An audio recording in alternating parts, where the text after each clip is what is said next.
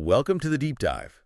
Today we're taking a really close look at some critical source material, specifically the Class 10 Biological Science Enrichment material. That's right, chapters 1 through 4. And our goal here is to move past just, listing off definitions. We want to make this efficient. We are diving deep into the core mechanisms of life, pulling out the facts you really need to understand how organisms, well, function. Exactly. We're covering nutrition, respiration, transportation, and excretion.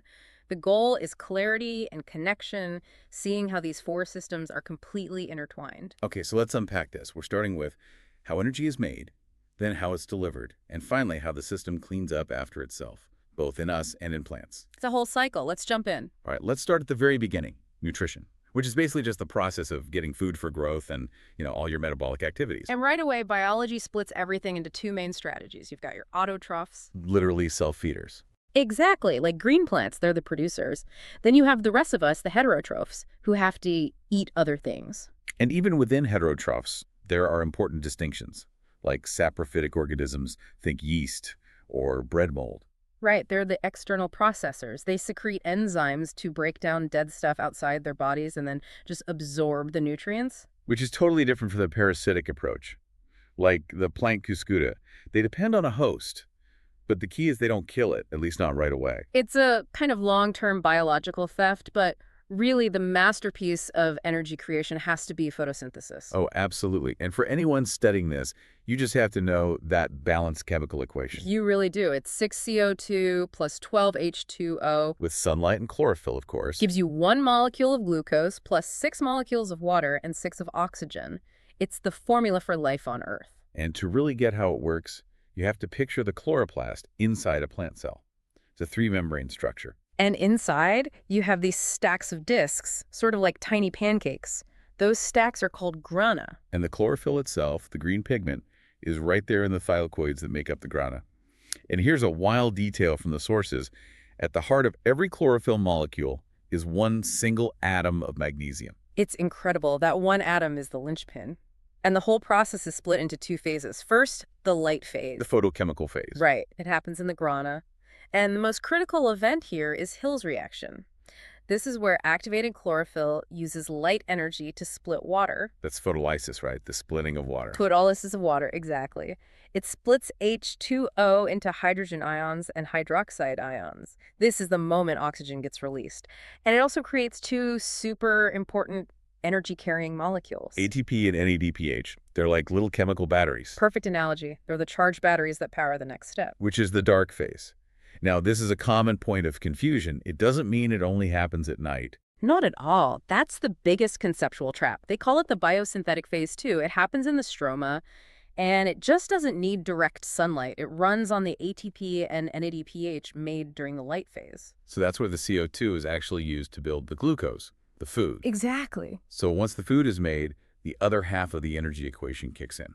Respiration. Right, taking that stored glucose and breaking it down to release usable energy, and you get CO2, water, and heat as byproducts. And this happens in the cytoplasm and, crucially, in the mitochondria. The powerhouses of the cell. It's not just a nickname. This is where energy gets packaged into ATP, adenosine triphosphate. And the sources note that one single molecule of ATP holds about 7,200 calories of energy. That's a massive amount of power at the molecular level. It's incredibly efficient. Which is Correct. why we need to distinguish between the two types of respiration. Aerobic uses oxygen. And it releases a ton of energy because the glucose is completely broken down. It happens in the cytoplasm and mitochondria. Versus anaerobic respiration. No oxygen. It happens only in the cytoplasm and gives you very little energy. And you get byproducts like alcohol and yeast or lactic acid in our muscle cells. Which brings us to a perfect real-world example. Muscle pain during a workout. If you're exercising really hard, your blood can't get oxygen to your muscles fast enough. You go into oxygen debt. You do, and your cells switch to anaerobic respiration to keep working. That byproduct, lactic acid, builds up and causes that burning sensation. So if we pull back and look at the big picture, photosynthesis is anabolic. It builds things up, uses CO2, releases oxygen. And respiration is catabolic. It breaks things down. It uses oxygen and releases CO2. They're two sides of the same coin, a perfect cycle. Okay, so we've made the fuel. Now we have to process and deliver it. Let's start with the human digestive system. The process starts the second food enters your mouth. You have the mechanical grinding from your teeth and the chemical action of saliva. This contains the enzyme ptyalin. It starts breaking down carbohydrates right away, forming this soft mass called a bolus. Then that bolus moves down the esophagus, not just by gravity, but by these powerful muscle contractions. It's peristaltic movement. Exactly. Wave-like contractions. It lands in the stomach, which is an acid bath of HCl and gastric juices. That turns the food into a soupy mixture called chyme. But the real action, the final digestion and absorption, happens in the small intestine. It's the longest part of the system for a reason. Its walls are lined with millions of tiny projections called microvilli. To increase the surface area, right, for maximum absorption. Massively. It's all about maximizing contact to pull nutrients into the blood, and the coordination of the glands is amazing. Salivary glands for carbs, gastric glands with pepsin for proteins. And the pancreas releases trypsin, also for proteins. But what about the liver? It produces bile. Bile is fascinating. It's absolutely essential for digesting fats, but, and this is a key fact, bile contains 0 enzymes. 0. So what does it do? It's a physical emulsifier. It just breaks big blobs of fat into tiny droplets so the actual fat-digesting enzymes have more surface area to work on. And of course, when nutrition fails, we see serious problems. Malnutrition diseases like kwashiorkor and marasmus. It shows how critical a balanced intake of protein and calories is.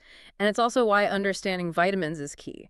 The water-soluble ones, B and C, and the fat-soluble ones, A, D, E, and K. So once those nutrients are absorbed, they need to get everywhere, and that's the job of the heart. The 4-chambered pump, about the size of your fist, protected by pericardial membranes. You've got the 2 upper atria, which receive the blood, and the 2 much thicker, more muscular lower ventricles that do the pumping. But the real elegance is in the valves. They are the gatekeepers, making sure blood only flows in one direction. So on the right side, you have the tricuspid valve between the right atrium and ventricle. That's for deoxygenated blood going to the lungs. And on the left, the bicuspid, or mitral valve, handles the oxygenated blood between the left atrium and ventricle before it's pumped to the rest of the body. Then you have the pulmonary and systemic valves guarding the exits to the major arteries.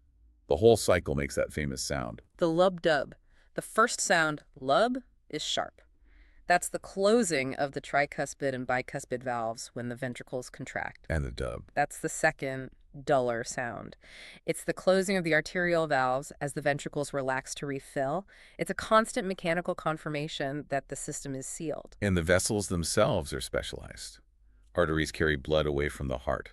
They need thick, elastic walls to handle the high pressure. Right, and because the pressure is so high, they don't need valves.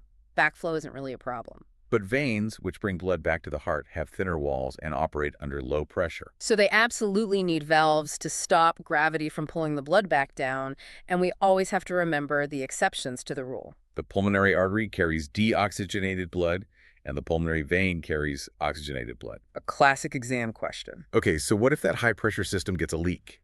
Blood coagulation. It's this amazing, rapid cascade. It is. Platelets at the site of the injury release an enzyme, thrombokinase. That flips the first switch. It converts prothrombin, which is inactive, into the active form, thrombin. And then thrombin acts on another protein, fibrinogen, turning it into insoluble fibrin. Those fibrin strands form a mesh, a net that traps blood cells and forms the clot. It's an incredible self-repair kit. Yeah. Now, shifting gears to plants, they need a delivery system too, one that can fight gravity. For water, it's a team effort. First, you have osmosis, pulling water into the root hairs. Then you have root pressure, which is a sort of gentle upward push from all the water being absorbed at the bottom. But the real engine is transpiration. It's the evaporation of water from the leaves through tiny pores called stomata. This creates a powerful pulling force, like sipping through a straw, that draws the whole column of water up the plant. And for food, for the sugars from photosynthesis, that's the phloem's job.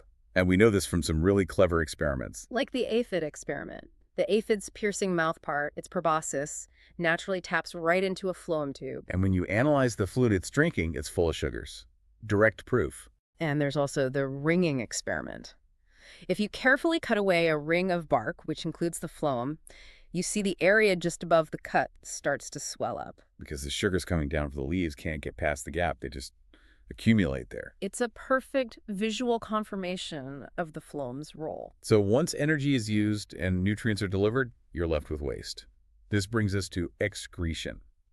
For humans, the main players are the kidneys, ureters, bladder, and urethra. And inside each kidney, you have between 1.3 and 1.8 million nephrons.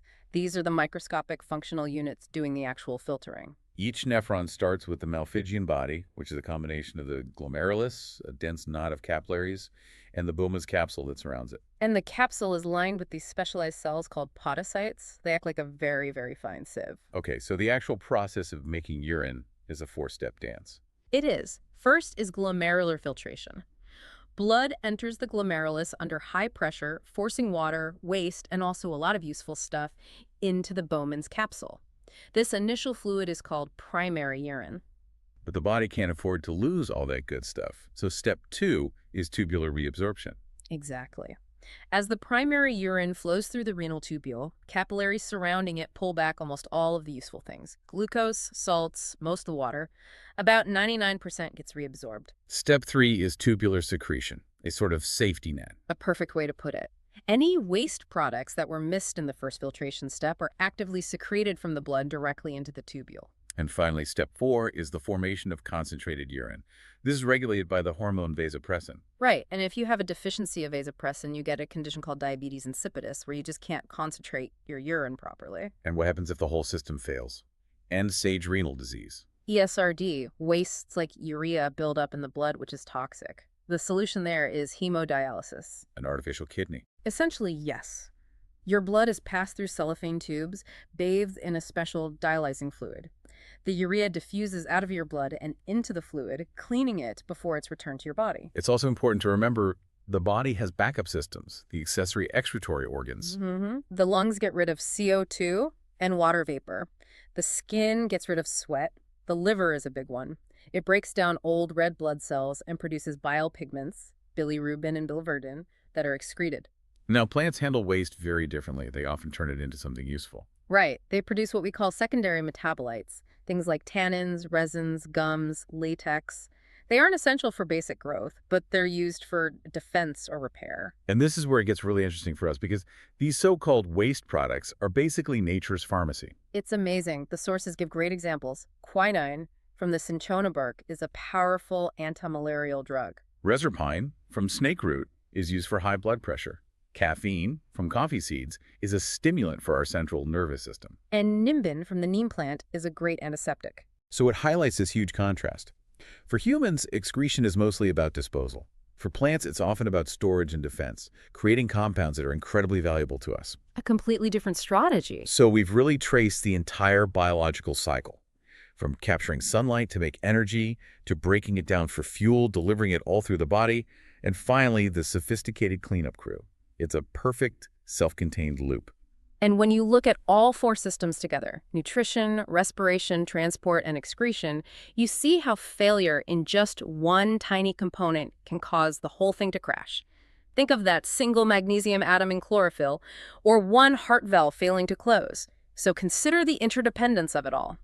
Which system do you think operates on the narrowest margin of error, making it the most vulnerable, yet maybe the most vital link in the entire chain?